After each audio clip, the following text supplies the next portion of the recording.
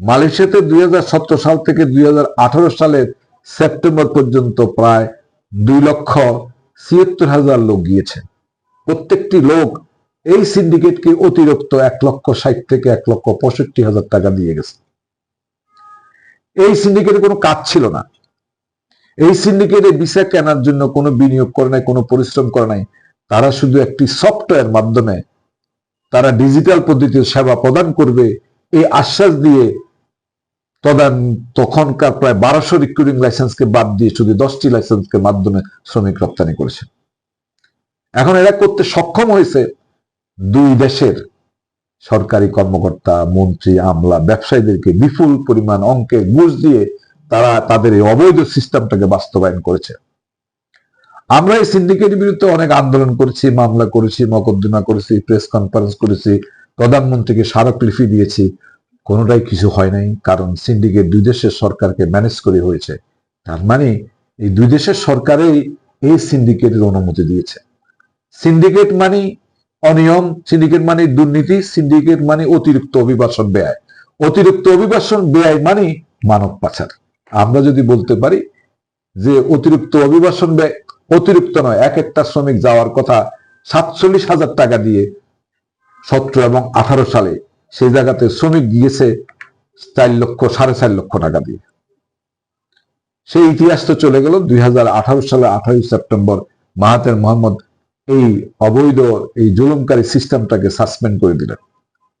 তারপরে 2018 সেপ্টেম্বর পর থেকে 2019, 2020, 2021 পর্যন্ত এই সিন্ডিকেট চক্র আবার তাদের টাকা পয়সা দিয়ে দুই দেশের সরকারি আমলা এবং মন্ত্রীদেরকে 2021 সালের 19 ডিসেম্বর আবার আরেকটি এমওই দস্তখত করেন, যে এমওইর বদলতে বাংলাদেশের 1520টা লাইসেন্সের পরিবর্তে শুধুমাত্র 100টি লাইসেন্স মালয়েশিয়াতে শ্রমিক রপ্তানি করছে।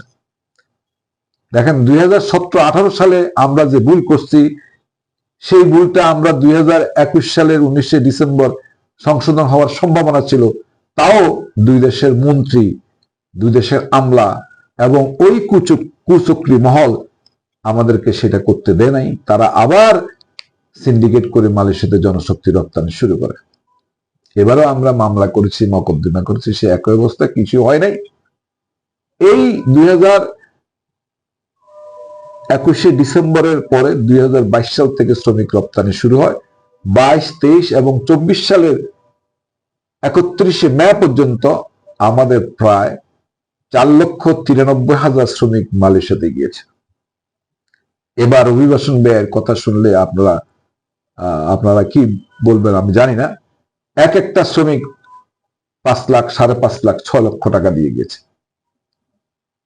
এখন এটা প্রধান কারণ হচ্ছে এই যে ভিসা বেচা কিনা পদ্ধতি চালু থাকার কারণে এই সিন্ডিকেট আমাদের শ্রমিকদেরকে শোষণ করছে, আমাদের লাইসেন্স থেকে বঞ্চিত করছে। এক একটি লাইসেন্স তারা প্রায় 1.5 কোটি টাকা দিয়ে তারা লাইসেন্স করছে, অফিস করছে, তাদেরকে ব্যবসা থেকে বঞ্চিত করছে। পুরো সিস্টেমটাই ছিল অন্যায়, অপরাধ, অপকর্মে ভর্তি।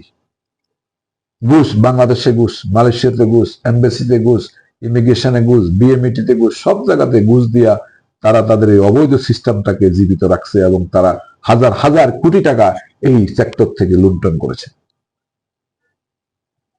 অতীত সরকার আওয়ামী লীগের আমলে এটার বিরুদ্ধে সোচ্চার হয়েছে, পত্রপত্রিকা উঠছে, আপনারা দেখতে পাচ্ছেন। কিন্তু এর আগেই 2023 সালের 18 মার্চ মালয়েশিয়ান সরকার বাংলাদেশ থেকে শ্রমিক নেওয়া বন্ধ করে দিয়েছে, শুধু এই সিন্ডিকেটের অতিরিক্ত অভিবাসন, অন্যায়, অপকর্ম, দুর্নীতির কারণে। মালয়েশিয়া আমাদের জন্য একটা বিশাল সম্ভাবনাময় বাজার, যে বাজারে আমরা লক্ষ লক্ষ শ্রমিক রপ্তানি করতে পারি। সেই বাজারে আমরা